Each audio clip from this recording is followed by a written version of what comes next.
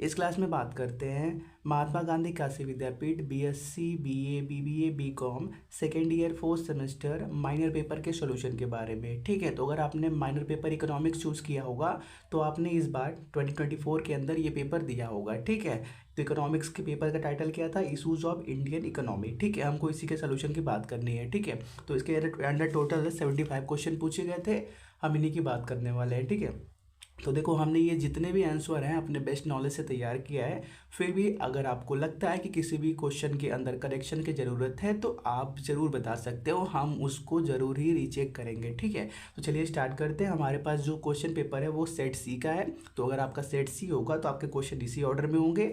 अगर आपका set different होगा तो आप अपने क्वेश्चन को मैच करते रहिएगा। ठीक है, तो स्टार्ट करते हैं। पहला क्वेश्चन क्या था? The planning commission of India was constituted in the year 1950। ठीक है, 1950 के अंदर। Who give the final approval to the 5 year plan of India? तो नेशनल डेवलपमेंट काउंसिल, जिसको आप एनडीसी के नाम से भी जानते हो। ठीक है, which year was plan holidays for the Indian economy? 1966 to 1969। ठीक है, the first 5 year plan was launched in which year? 1951. In which year National Development Council was set up? 1952. India's biggest source of foreign money is international loan, foreign direct investment, both. ठीक है, international loan और foreign direct investment दोनों से दोनों क्या है? India का foreign currency का बिगेस्ट सोर्स है। ठीक है, the government fiscal policy includes government tax policy, government spending policy, both. ठीक है, थर्ड ऑप्शन सही है। आगे बढ़ते हैं। कोई क्या हमारे पास? The goal of liberalisation is to economic planning. ठीक है, सेकंड ऑप्शन सही हो जाएगा। ठीक है, बात करते हैं 9 के बारे में। NITI Aayog was established on 1 जनवरी 2015। फिर क्या है? Which article in Indian constitution provide for the finance commission? Article 280। फिर आगे बढ़ते हैं। Who was the chairman of 16 finance commission? Arvind Panagariya. 11 का सेकेंड ऑप्शन सही है। ठीक है, 12th क्या है? The first finance commission of India was set up in the year 1951। ठीक है, थर्ड ऑप्शन सही है। फिर क्या है? Who determines the centre state financial relation from the following finance commission? ठीक है, 13 का फोर्थ ऑप्शन से हो जाएगा, वित्त आयोग। आगे बढ़ता है।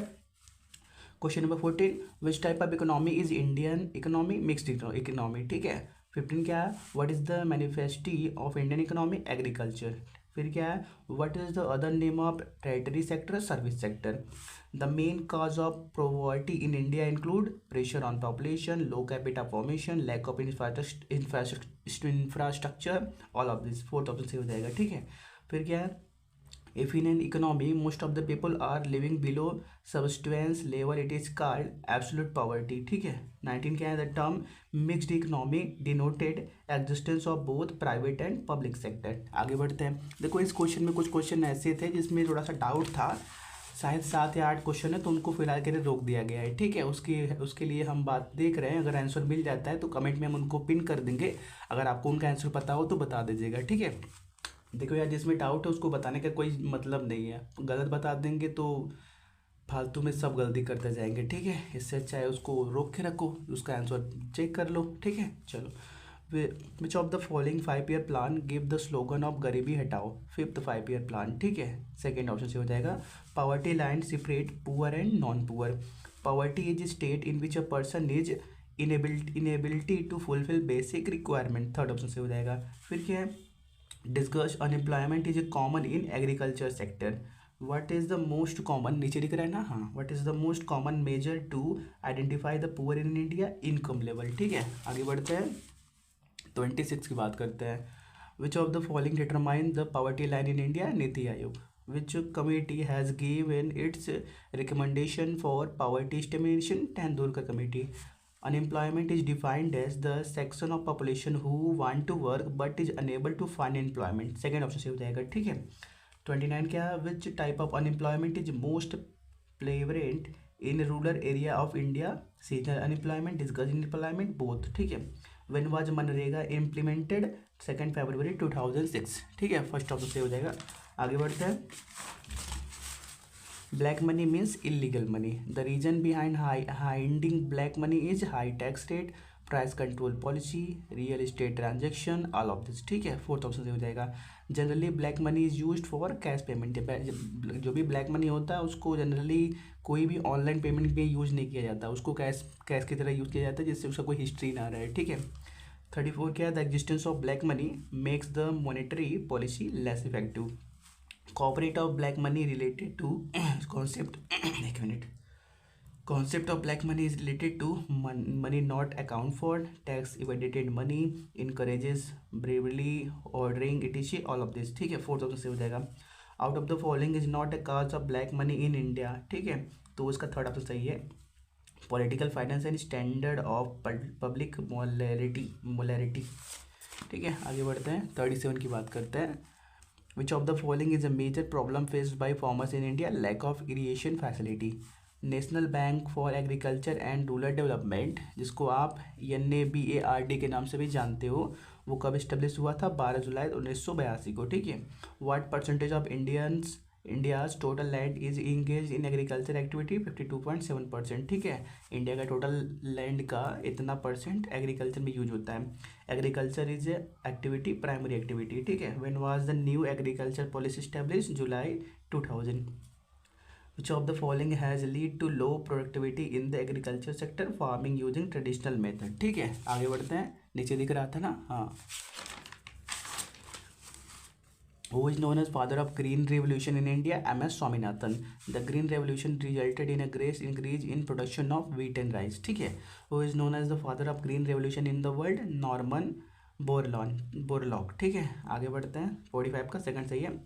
46 in India, green revolution amidst national food security. The first phase of green revolution is in India existed from 1960 to 70. The second phase of green revolution in India existed from 1970 to 1980, ठीक है। Third the population of India as on 1st March 2011 121 crore। आगे बढ़ते हैं। Sex ratio in India as per the census of 2011, 940 female per 1000 males, ठीक है। According to 2011 census, the rate of urbanization in India is 31.16%. As per the census of 2011, what is the population density in India? 382, ठीक है। आगे बढ़ते हैं। The major cause of population explosion in India is a universality of marriage, religious and social superstitions, lack of education, all of this, ठीक है। all of this हो जाएगा। आगे बढ़ते हैं। When did the national population policy come into effect? 2000, ठीक है। आगे बढ़ते हैं। When was the concept of Human Development Index introduced by the UNDP? 1990, ठीक है। HDI stand for Human Development Index। आगे बढ़ते हैं। Who invented the Human Development Index? मकबूल उल हक, ठीक है। Which organization published Human Development Index? UNDP, ठीक है। आगे बढ़ते हैं।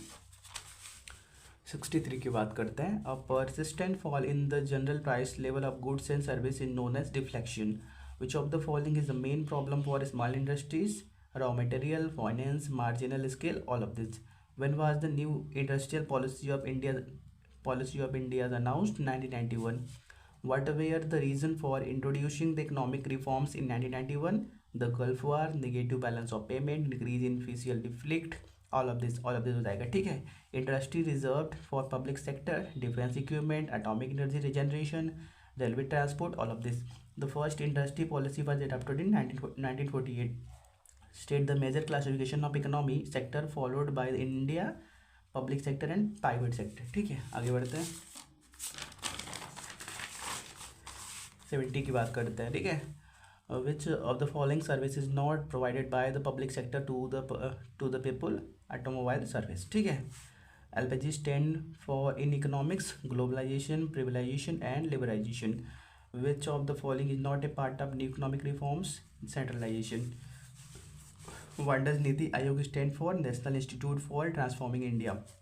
The planning commission of India was replace by which institution? NITI Aayog, ठीक है। तो ये हो गए टोटल 75 क्वेश्चन, जिसमें से कुछ क्वेश्चन रोके गए हैं, उनका आंसर कमेंट में पिन करके आपको मिल जाएगा। अगर आपको पता हो तो बता दीजिएगा, हमारी हेल्प हो जाएगी, ठीक है। तो आपके कितने मार्क्स आ रहे हैं इस पेपर के अंदर, आप हमको कमेंट करके बता सकते हैं, ठीक है। चलिए हम इस क्लास को यहीं पे स्टॉप करते हैं। Thanks for watching.